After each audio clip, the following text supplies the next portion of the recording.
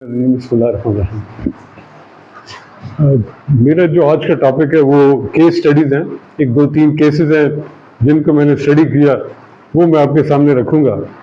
लेकिन यहाँ पे ना, जहाँ पे अपना हकीम राठौर साहब ने ब्लड की जो कंपोजिशन बताई सारी, उसमें देखिए हयाती टिश्यू 3 है, ठीक है जी। कौन कौन से हैं? नर्वस टिश्यू है, मसल्स हैं और ग्लैंड्स हैं, 3 ही है ना। चौथा कोई टिश्यू है? यस है। कौन सा है? इल्हाकी मादा जिसको कहते हैं, ठीक है, कनेक्टिव टिश्यू। इनमें फर्क क्या है? तीनों अगर जिसको हम कहते हैं ना कि आसाबी है, नर्वस टिश्यू है, फिर उज़लाती है, फिर होदी है और फिर कनेक्टिव टिश्यू है। तो कनेक्टिव टिश्यू भी क्या हयाती है? नहीं है, ठीक है। इन तीनों में फर्क क्या है? ये बड़ी बुनियादी बात है, बहुत ही बुनियादी बात है, और इसको हमें समझ के ना ज़हन नशीन कर लेना चाहिए। पहले हम मसलन देखते हैं जी आसाबी खुलिया, ठीक है, फिर है उज़लाती, और फिर है वुदी, और फिर है इल्हाकी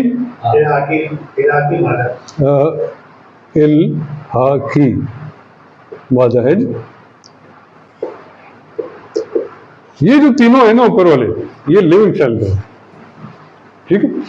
और ये जो है इल्हाकी मादा, ये लिविंग नहीं है, ये जिंदा नहीं है, ठीक है। फर्क क्या है फिर? हमें कैसे पता चलेगा कि जिंदा है तो जिंदा नहीं है? देखें जी, एक खुलिया है ना, ये इस खुलिया के अंदर बहुत सारे इसको सांस लेने के लिए कुछ इसके जोश हैं, कुछ इसको खुराक बना के देते हैं, कुछ इसको पानी देते हैं, कुछ इसको ऑक्सीजन देते हैं, और इसका एक पार्ट है जो उसको कमांड करता है, वो पार्ट है इसका न्यूक्लियस, मरकज़ा। ये जो मरकज़ा है, ये इसकी तमाम लाइफ को कंट्रोल करता है। कौन सी लाइफ? इसमें कितना जिंदा रहना है, ठीक है जी। इसका मादा तौलीद की तरह इस एक सेल के बच्चे कितने पैदा होंगे, ये सेल कब मरेगा, इसकी लाइफ कब खत्म हो जाएगी, ठीक है। सांस लेगा तो इसमें कोई खराबी पैदा होगी तो उसको कंट्रोल कौन करेगा? वही जो मरकज़ा है, वो उसको कमांड भेजेगा कि आपकी सांस खराब हो रही है जगह पे, तो इसको ये कर दे। वो मुख्तलिफ प्रोटीन्स बना बना के भी उसको देता रहेगा। वो उसका डीएनए नया क्रिएट भी करता है, वो उसका मैसेंजर आरएनए भी नया क्रिएट करता है। कौन करता है? मरकज़ा। यानी इसके जिंदगी के तमाम अफ़आल जो हैं, किसी भी खुलिया के जो कंट्रोल होते हैं ना, वो कहाँ से होते हैं? उसके मरकज़े से होते हैं, ठीक है जी। आसाबी खुलिया में भी मरकज़ा है और बाकी इसके अज्जा भी हैं। उज़लाती में भी मरकज़ा है और बाकी अज्जा है। गुद्दी में भी मरकज़ा है और बाकी अज्जा भी हैं। लेकिन ये जो इल्हाकी मादा, इसमें सेल तो होता है, मरकज़ा नहीं होता। व्हाइट ब्लड सेल्स, ठीक है। ये व्हाइट ब्लड सेल्स जो है ना, ये बड़े सियाने इस हिसाब से है कि ये इतने तेज है कि इनके अंदर जो हिस्से है ना, वो बहुत तेज है।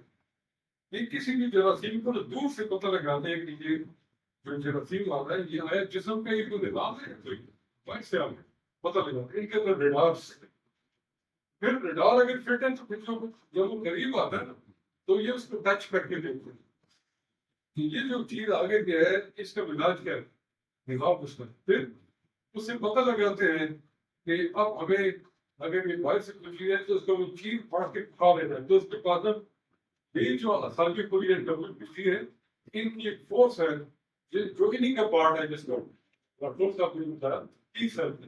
ये टी सेल जो है ना, ये फौरन उसके ऊपर अटैक करते हैं, उसको चीर फाड़ के ना उसका डीएनए निकालते हैं और देखते हैं कि इसकी डीएनए का पूरा निजाम कैसा है।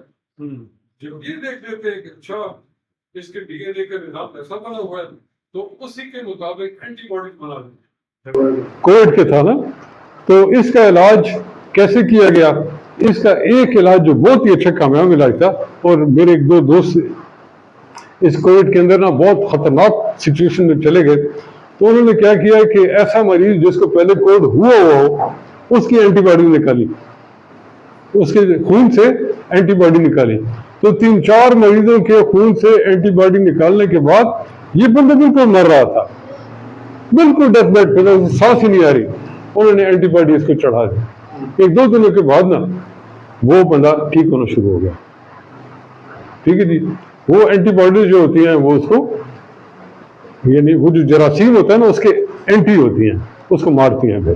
ٹھیک ہے, اور جسم کے جو مدافعاتی نظام ہے اس کو ایکٹیویٹ کر دیتی ہیں, اس کو بتاتی ہے کہ یہ جو جراثیم آیا اس کا نظام جو ہے اور اس کو چیر پھاڑ کیسے کھانا ہے.